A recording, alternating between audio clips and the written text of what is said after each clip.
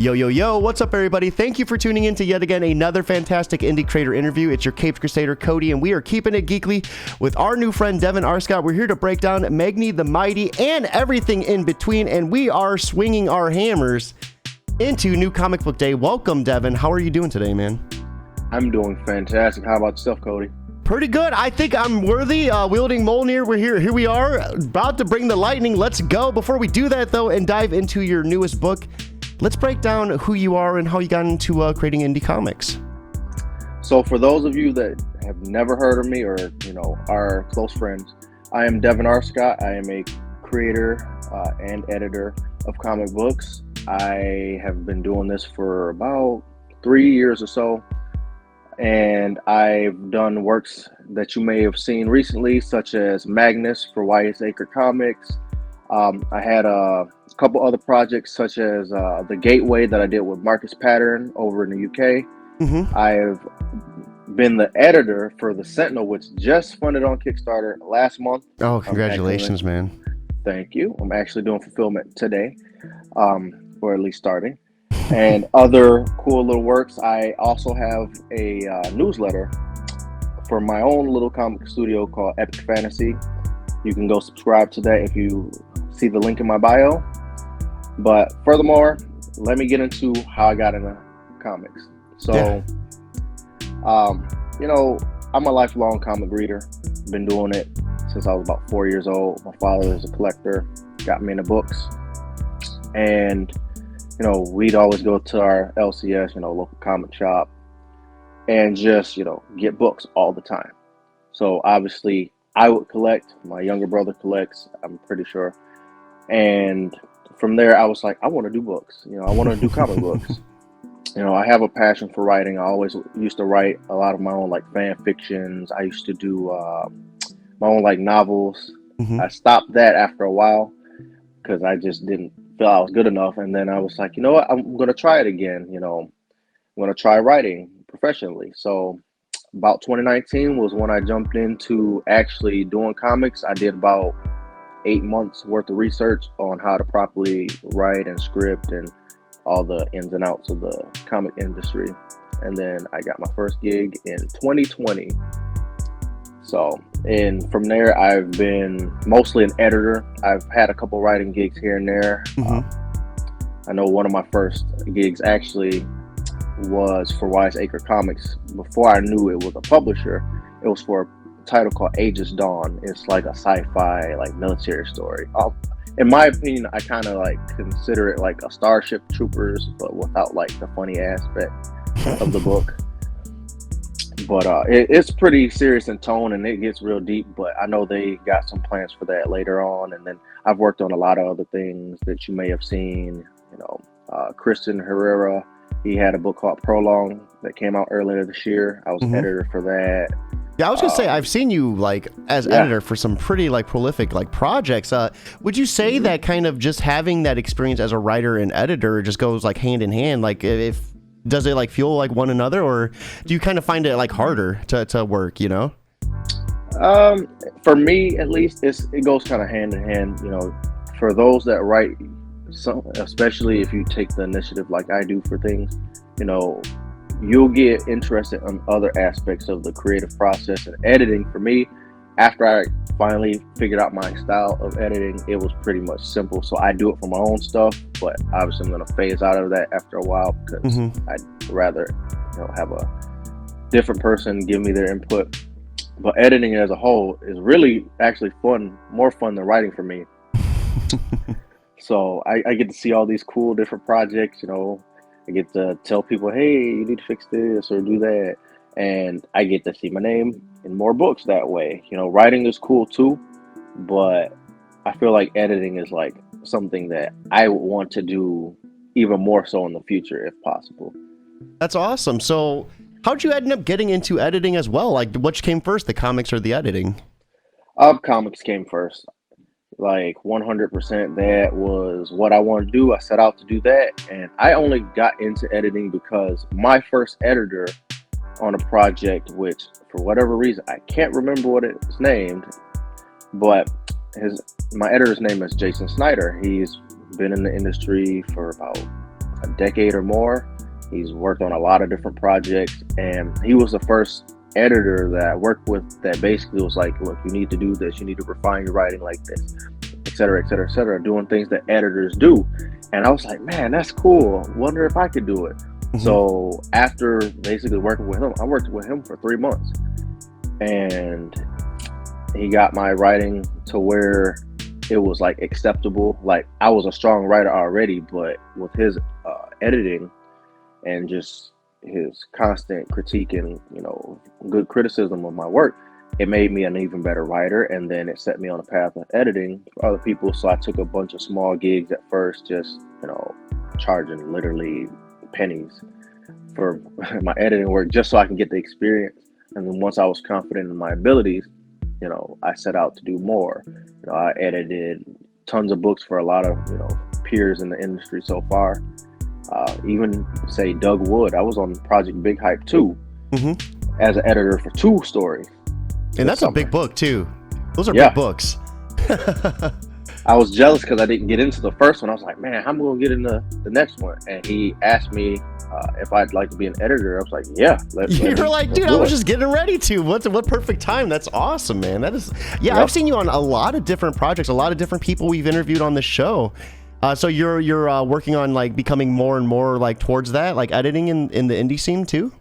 Yeah, editing is something that I take a lot of pride in, and I like helping other people. I'm just genuinely a nice person like that. Like I love helping other people, and it kind of, like I said before, it goes hand in hand with my writing. So to, you know, help other writers become, you know, great, or at least expand on their already great potential as is, you know, it's something that allows me to help them, and it helps me as well because I can see what other people are doing and tell myself, hey, don't do that.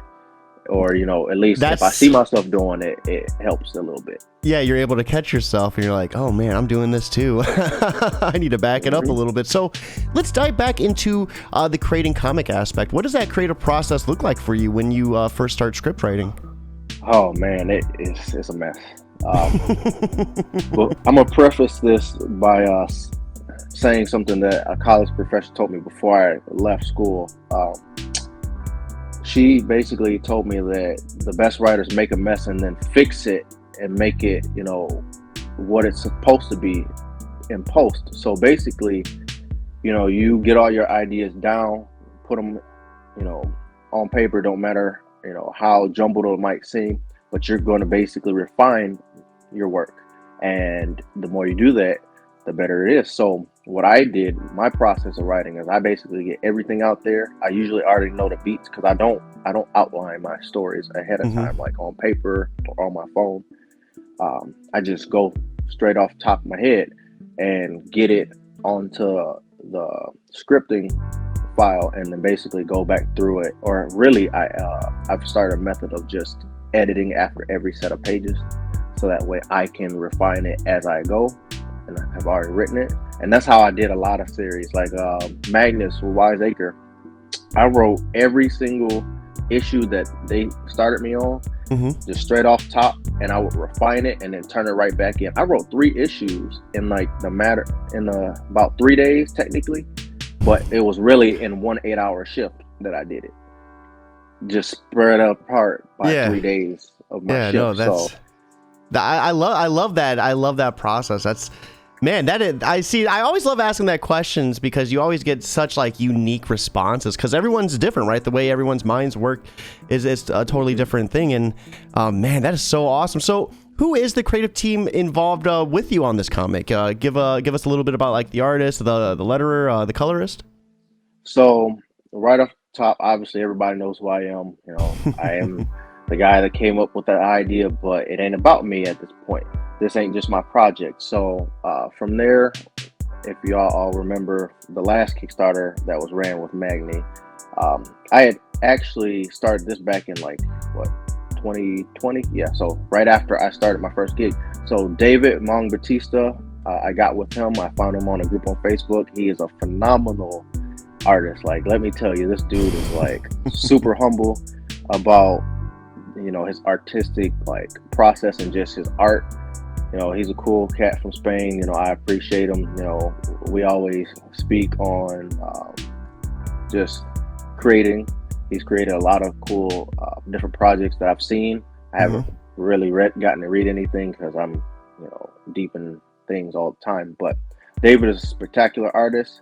Then we had Ibrahim Aiden. He's another color, another creative I found on Facebook. I'm in these groups on Facebook, and I'm like, man, I like his colors. Because he throw out samples like every week trying to get a job. I'm like, my guy, you got talent. And I was like, you know what? I need him on this too.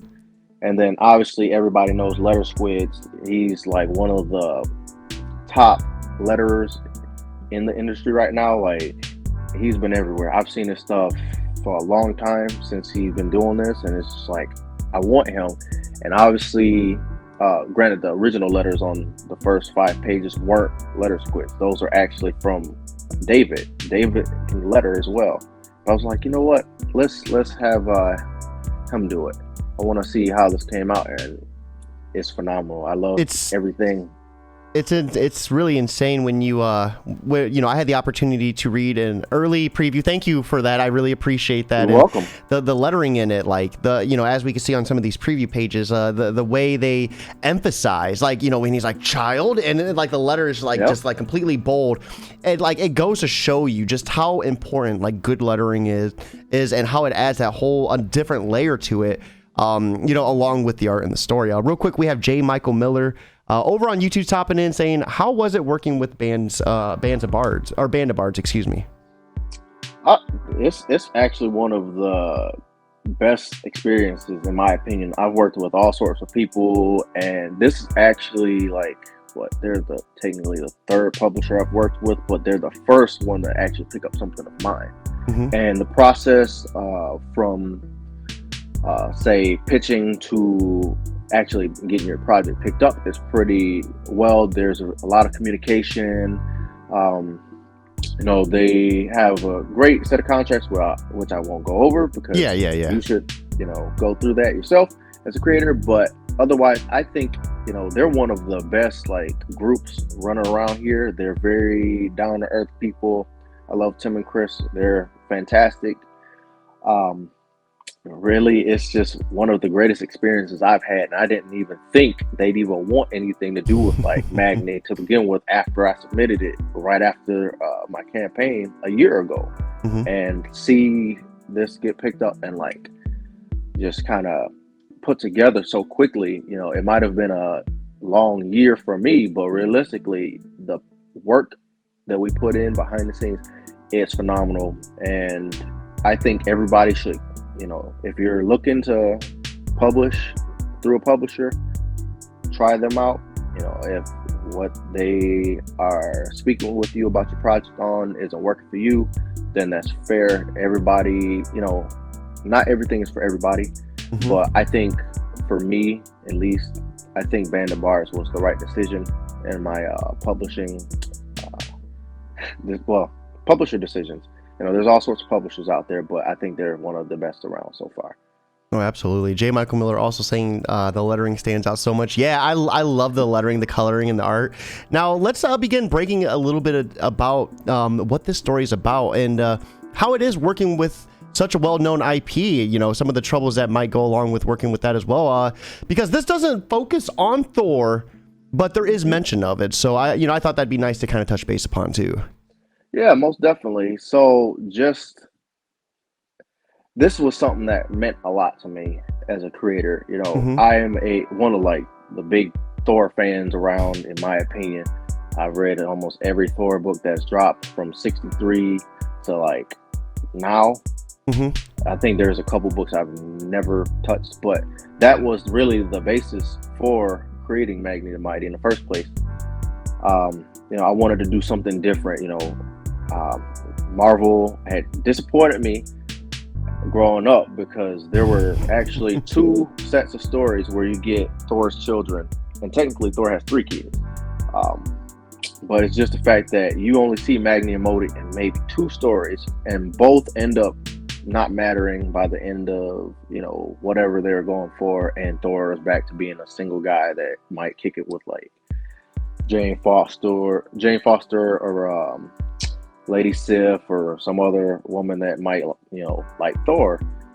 So I wanted to do something different. I wanted to do something without Thor. I wanted to do something closer to mythology as we know it, as opposed to Marvel's established continuity. But there obviously might be some correlations people might see right away, after we get into the thick of it with these first two issues. Just how I established the world. So obviously this is post-Ragnarok kind of thing. We see Magni and Modi just trying to get back to a sense of familiar. I can't talk today. Anyway, they figure this stuff out. And it's just to see that and see how they go about, reclaiming a sense of self in this, world that's unlike anything they recall before Ragnarok even happened. Thor's gone, Odin gone, all the big folks that are gone, but there are some familiar faces that you'll see, especially the villain at the end of issue 1. I ain't gonna spoil who it is, but somebody did ask me when I had an AMA the other day, will we see a certain somebody in the story? I was like, well, you need to read the book. And I won't say who it is, but if you go look,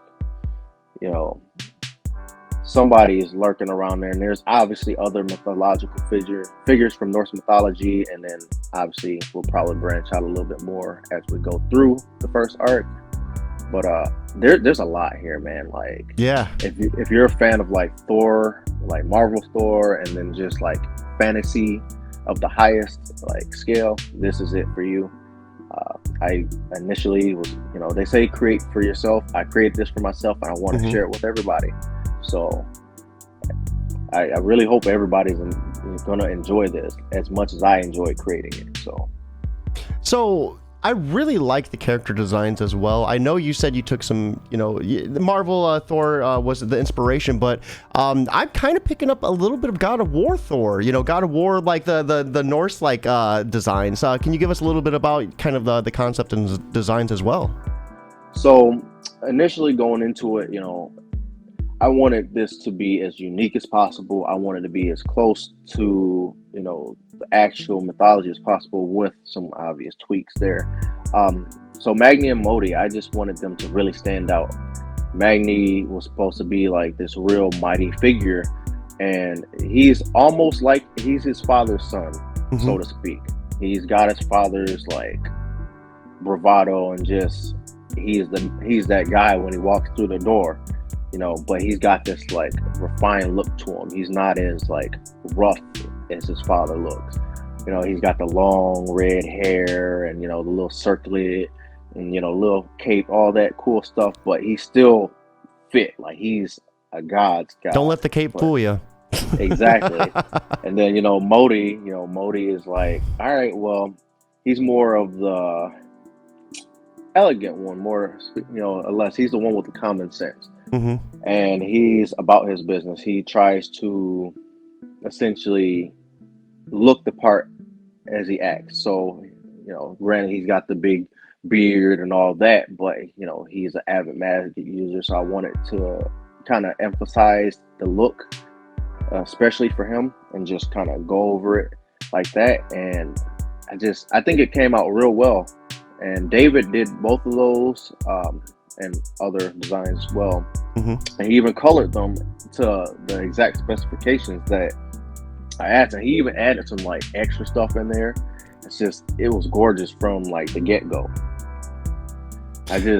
Man, it's great. Yeah, I really, and the way that you amplify, their abilities, with the designs and the coloring through, because I don't want to spoil too much, but man, it was just such a fun. I can't wait for the other issues, because you could tell like there's going to be some ruckus that's going to be going down between these two, it looks like.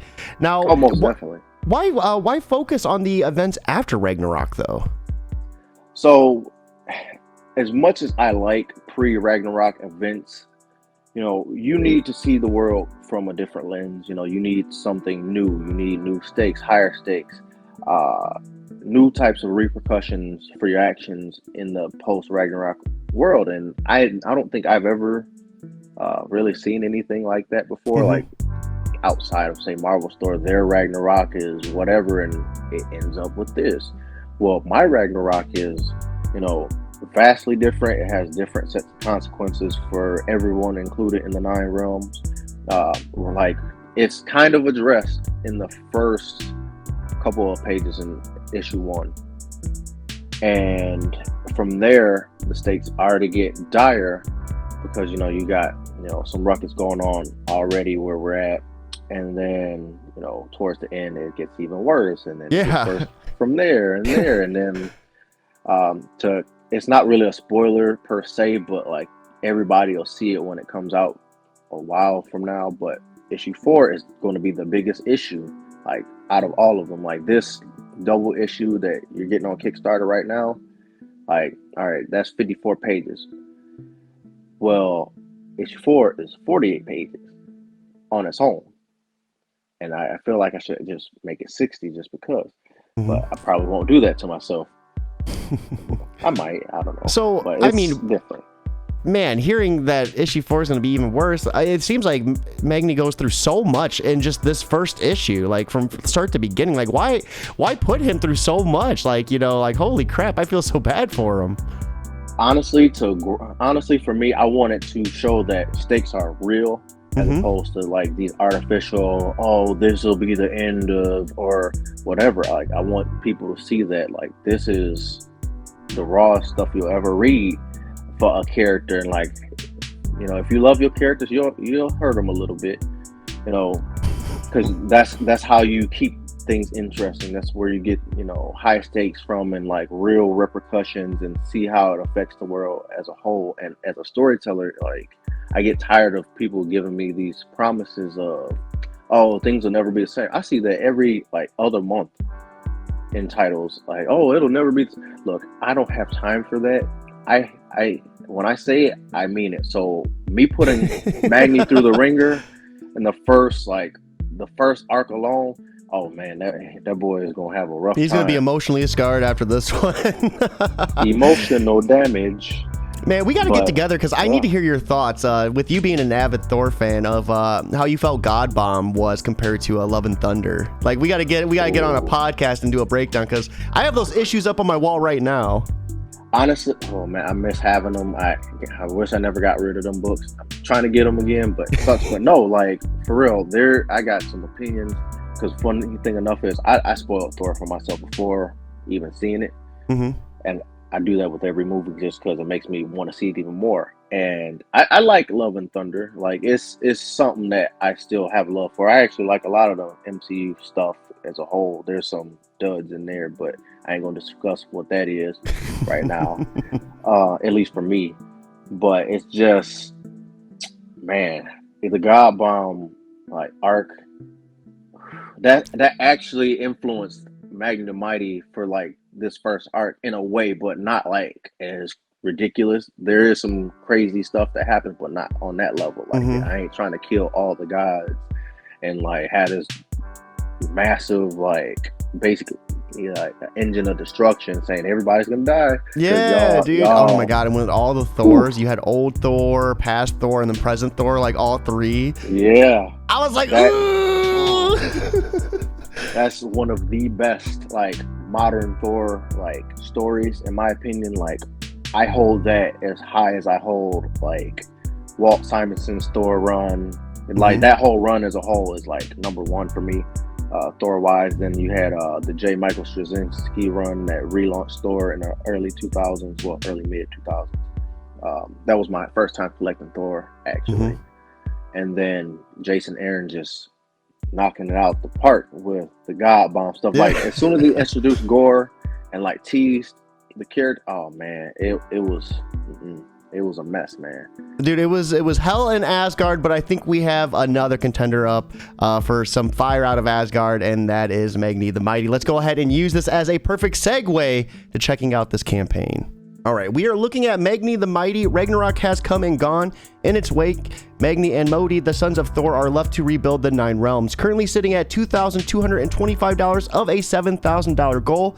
with 72 backers and 33 days left to go. And holy crap, man, you've been like on fire with this campaign. A project we love. Congratulations. How are you feeling right now?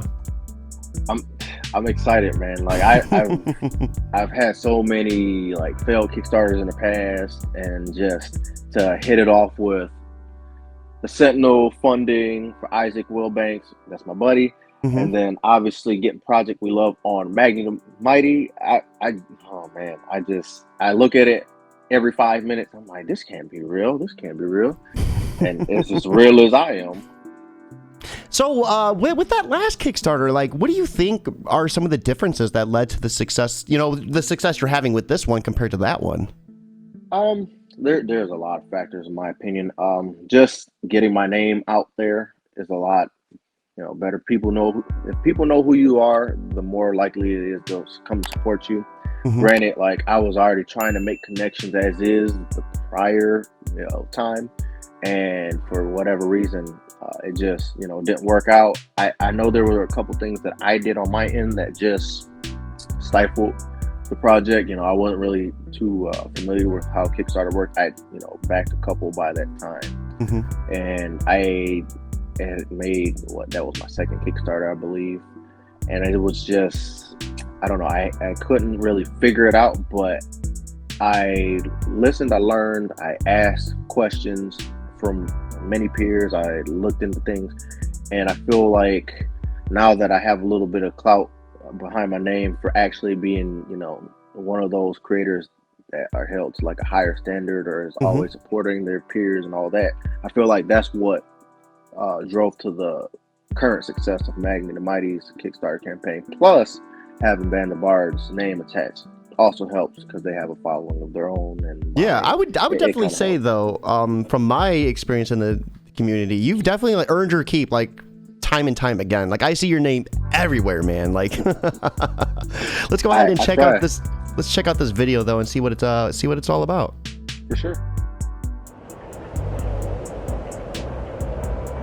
Ragnarok. Ragnarok has passed. The 9 realms and the millennial old order established by Bor are in shambles. The remaining gods of Arscott must assemble and rebuild. Magni and Modi, the sons of the great Thor, are at the center of this new epic. Can they mend Yggdrasil? Do they have what it takes to rebuild Arscott and fend off the Golden Realm's enemies? Can Magni and Modi redefine themselves and their destinies? In Magni the Mighty, an epic adventure based in Norse mythology of the post-Ragnarok cosmos. I love that. 32% of its goal. Let's go, baby. Let's go. So we are looking at the cover, and this is a pretty powerful image. We see Magni kneeling down with a Mjolnir, having some smoldering smoke coming off of it. So what's going on with this cover right here? It's pretty much giving you a little taste of what's, here. Like Ragnarok is come and gone, and now they're here to pick up the pieces. You see flaming Yggdrasil in the background. You got Mjolnir on the ground. Magni's over here crying, basically, like, why did this happen to me? Excuse me. And just like I wanted these stakes to be real. I wanted people to see how dire things were going to be for the characters. So how important is this? Give us a little bit about the tree.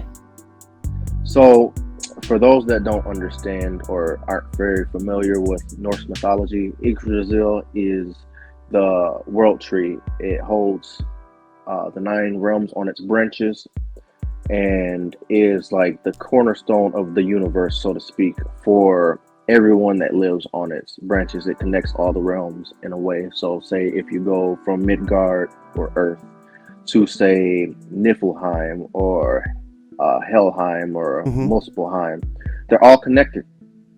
They might sit on different parts of the tree, but overall, you can see it's on fire. There's a reason for that. That's symbolic, not only just an aspect of Ragnarok itself, but it's essentially like a call for those that are coming to basically spread their influence, the darkness that's about to spread over the 9 realms. And you'll feel it a lot in this first arc, at least in terms of, say, like Midgard Mm-hmm. at first, and then obviously you'll see the further effects in the second arc of the book, which will kick off at a later date. But you'll see that this cover means everything to what goes on from this first issue, well, the first two issues, and then further. It sounds like you have a lot planned out. How many issues are we looking at for this series? As many as I can tell. So far, I've got, 30 plotted? 30 let's plotted. Let's go. The first 6, I've written the first 4. I have 2 guest writers that'll do 2 issues at a later date, and then I kick off the next arc. So let's go. So the Epic of Magni. Magni the Mighty follows the sons of Thor, Magni and Modi as they discover their place in post-Ragnarok world. Within this 54-page perfect bound double issue comic, you'll experience a brand new world influenced by Norse mythology, filled with new exciting characters destined to become something spectacular in this open salvo and the expansive world built within Magni the Mighty universe. So the 9 realms are in disorder. Can Magni and Modi put their differences aside and be the leaders Asgard needs to rebuild back Magni the Mighty and find out? Right here is the link to the Kickstarter, everybody. Be sure to check this out with us. If you're unable to back, a simple like and retweet on Facebook and Twitter can go a long way. And I'm sure you're going to have someone who is going to love this because it is such a fun read. I had a blast. And here are some of the interiors that we could expect from the book itself. So I love this too, just kind of having them waking up from, like, you know, the ravaged parts of Asgard and the broken, you know, shambles around them. What exactly happened in Ragnarok? Was it a big war? Like what caused all this destruction?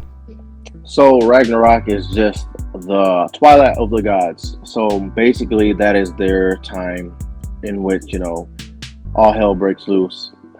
Hell with one L, not two. And basically, you know, people are destined to die. It kicks off with Baldur's death.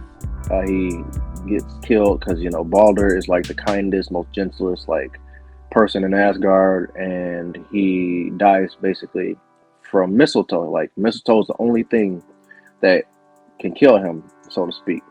He died, you know, went to the afterlife, but he was, you know, supposed to come back. He was foretold he was supposed to come back post-Ragnarok.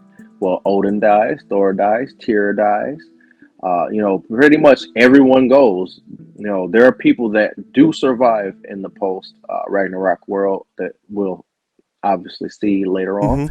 But for the most part, I wanted to give people an idea as to what Ragnarok could or should be and what happened. I made it really vague in the beginning, but obviously as I progress, you know, I want to kind of expound on, like, prior events, why it is that these two gentlemen get to basically kickstart the future and hopefully rebuild. But I'm not gonna make it easy for them. Yeah. No, I loved it too. You definitely put them through some work and definitely a lot of pain and heartbreak. I was like, man, I feel bad for these brothers. Here is a little bit on the team. We've of course sat down and broke things down with Devin, but let's break down some of a little bit more about you know, your pencils, your colors, and your letterer as well. Most definitely. So obviously, as people can read right there, David is from Spain. And he is, like I said before, he is one of the best artists I've ever worked with. Real down-to-earth guy. He was very passionate about this project. He's not one of those people that just wanted a check, you know, to write. He actually, like, he wants to do this as long as I want to do it. So as long as he's down to do it, I'm cool. You can find a lot of his work, as mentioned, you know, with Second Sight Publishing, and like I said, I have never read any of his work, like, that he's done. Well, actually, that's a lie. I actually saw something he teased me a long time ago that he was working on for himself, but I don't know what happened to it. Ibrahim Aiden, again, spectacular colorist. He is, excuse me, from Indonesia. You know, real great guy. He's got a lot of talent. As you can see from those Magni pages, the colors are, like, stunning, man. Like, he made them pages, like, pop. He is quality. If you need a guy to do your colors, this is who you're asking. And then letter squids. Letter squids is one of the top letterers out here. Like just look at those like letters he's done, and I guarantee you, when you read through this book, you'll sit there and like, man, he really put some, you know, he's like who is it that does the composer for the Star Wars music? He's like the John Williams, I want to say. I think that sounds about right. It sounds good enough for me. Basically, anything he touched is fire, man. Like he puts his craft down so well. It's just, I from the moment I ever seen his work, I needed his work to be on my projects that I do. So anytime that I can like get him, if I can keep him on Magni for the rest of our natural born lives, I'm cool with that. Like, I'm ready to go. I love this panel in particular of Modi getting ready to do lift the spell or the seal over you know, that HUD, and like dude, it's just so gorgeous. That's actually my second favorite page of the book right there. Just seeing that part. Obviously, I ain't gonna spoil nothing, but pay attention to the last page, folks, when y'all get this book. That's one of my favorite pages for obvious reasons. Like, I want to maybe get a poster of it and just put it on my wall. That's how great it is. So we are looking at, it's going to be a 5-issue story arc, the start of, and we of course will go over why back after we go through the Kickstarter, but let's go through some of these rewards. So for the digital copy, you can get a digital copy of both the prologue and issue 1, 54 pages in total for $8. And then you can get the digital deluxe at $12. So what's all this digital deluxe going to include? So basically, you're going to get Magni the Mighty, big 54-page double issue. You should get a script from me. It'll be, I believe, the one-shot script, if I'm correct, which I need to go back and make some corrections because I realized a typo in it during the lettering process. So I don't know how I missed it. But no, you get a lot of great, you know, fun things, and you get a digital print. Now, what print you'll get, I'll discuss in post, because there's a couple different things that I like, but particularly I'd love if everybody got a print of the cover, because obviously it's like one of the best pieces of work. So, oh man, it's great for the price point. Like, if you're a digital collector and you want all these cool stuff, you know, things, get the digital, get it, digital deluxe right there. And then we have the $15 tier, so you can get the physical copy, an oversized comic, 54 pages, along with the digital PDF as well. At $20 or more, you're going to get the digital sampler. So that's going to include a digital copy of Magni the Mighty, plus number ones from Band of Bards series, Final Gamble, Prospects, and Viega. Did I say that right? Vigia. Okay, thank you for that correction. That's a double issue of Magni, and 3 more first issues from Band of Bards. So that sounds like an awesome tier as well. Almost definitely. You get stuff from me and my friends. All right, let's go. So at $35 or more, we have an interesting tier. Give us a little bit about this tier. Oh man, that was a special one. So just to preface this, me and Tim, you know, he had some great ideas when we're talking about like rewards and all that over the summer, and we couldn't get off the fact that there's a squirrel in Norse mythology. I can never say his name properly, but he basically goes up and down the world tree sending messages to people, and we're like, what if we did a tier like that for folks, so that way they can get all these cool rewards? You know, you get a signed copy from me, so I'll sign your book. You get a digital, you know, you get the Mjolnir bookmark, and that thing is sick, man. Yeah, like, that sounds awesome, dude. If I know I seen a picture of it recently, because I've been going through files like past couple weeks, and I keep forgetting things, but like after I saw the die cut sticker, man, one of the best stickers I've seen in my life. And then obviously you get the Mjolnir bookmark, which I think is cool, because if you're like me and forget where you are in pages, especially with bigger comics, you know, you can literally use that bookmark. And personally, I want the bookmark more than anybody. Like, if nobody else wants a bookmark, I'll keep them all for myself. I'll use it. Got plenty of books. Oh, that is awesome. Do the gems in the handle like represent anything, or is it just kind of like design? Those are special. I ain't gonna talk about them right now. That's fine. That's fine. But you know, sharing is caring, they say, but I can't share this. Not a problem. I'm always good at trying to dig out a little bit here and there. So at 50 or more. At the 50 or more, we got the Euro edition. So this is going to be a full foil cover signed by the writer. Also includes the Mjolnir bookmark and sticker, digital rewards, and then the Band of Bards logo sticker collection. Yes, I think that's an awesome tier as well, because, you know, if folks remember the old like Image books from the 90s where they was doing hollow foils and the die cast, well, not die cast, but embossed foil covers, man, I'm a sucker for those. And like I was like, you know what, let's do that. Sure, how much it costs? Let's don't even care about cost, just do it. And then at $50 or more, we also have the Loki Spell Edition. So this will be a holochrome cover, including everything as well listed right here. So just two different covers there?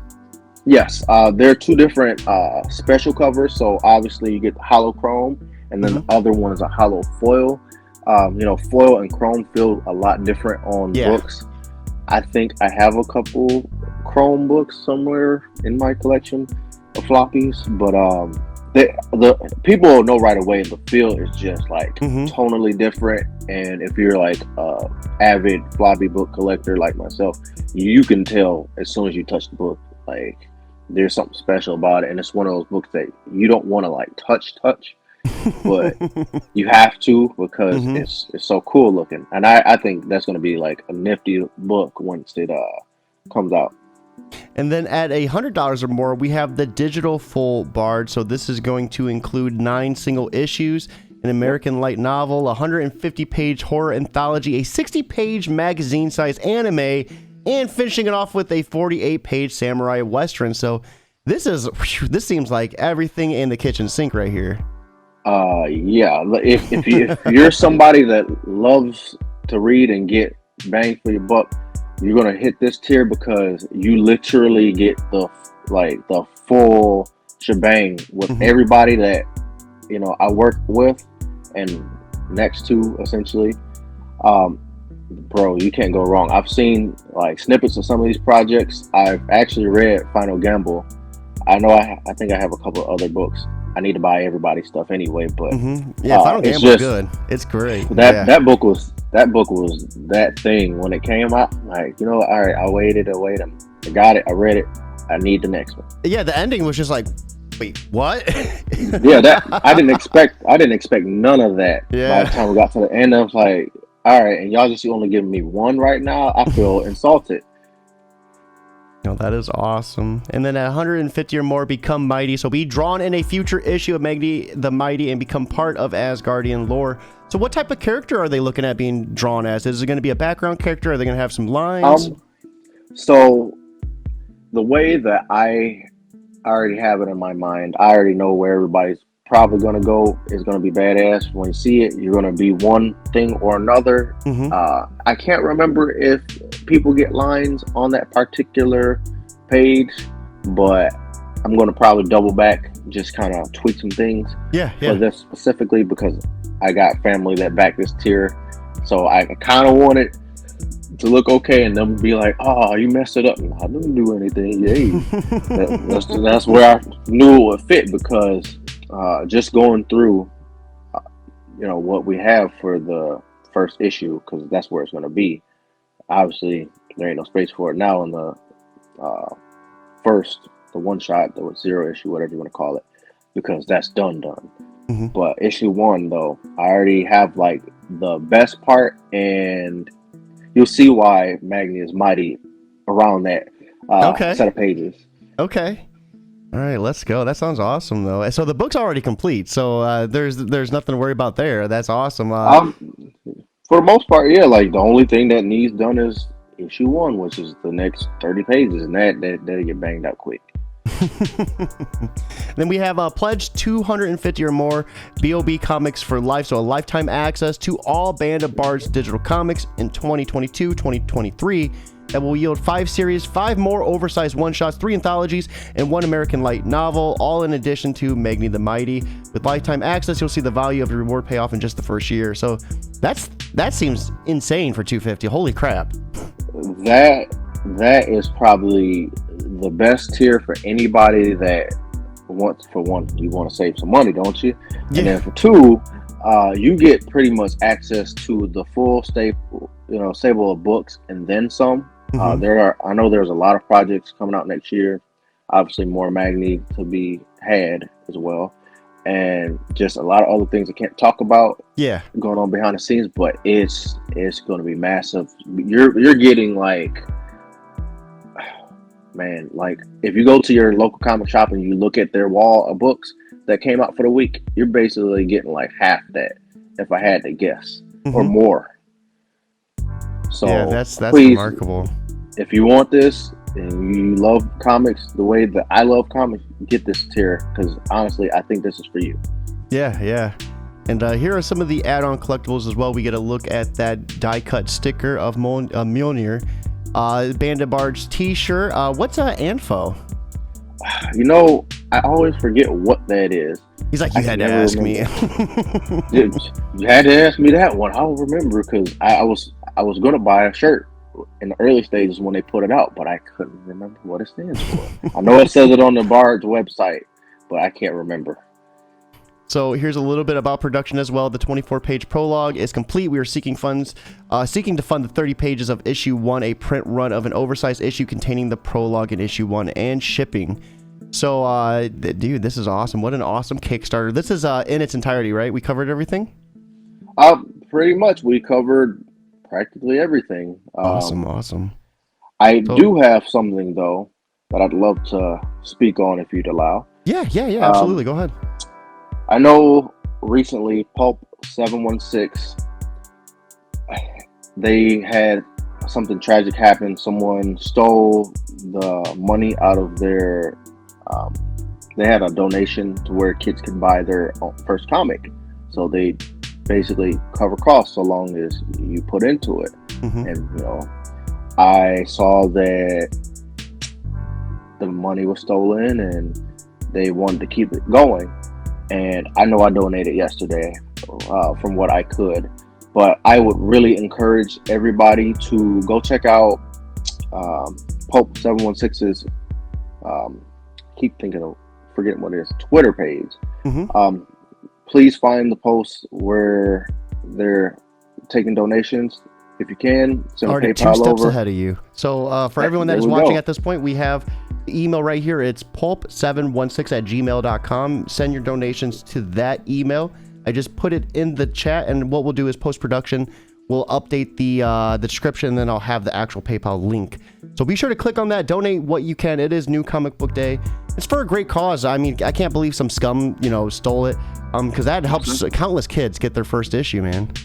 Yeah, and like being somebody who grew up as a kid and got a thrill going to the comic book shop every Wednesday, and it was one of the best experiences of my life. I'm still that kid at heart, because granted, I don't go every Wednesday anymore, but I still call my dad over the phone to see if he went to the shop, which he went yesterday, lucky.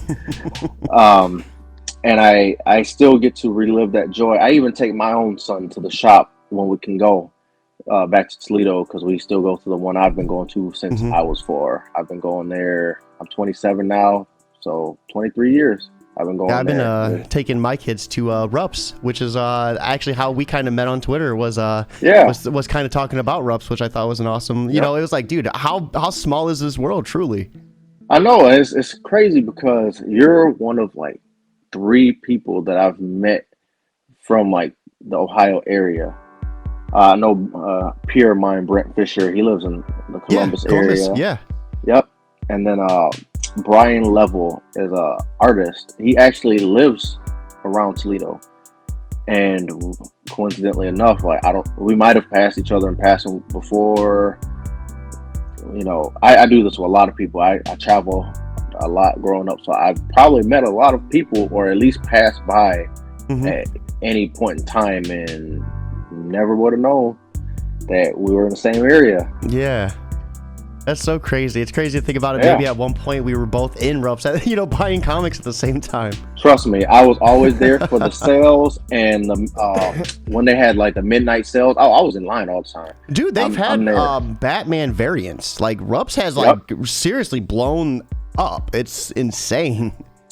I'm glad you reminded me of that because one year it was what Batman art did Snyder have?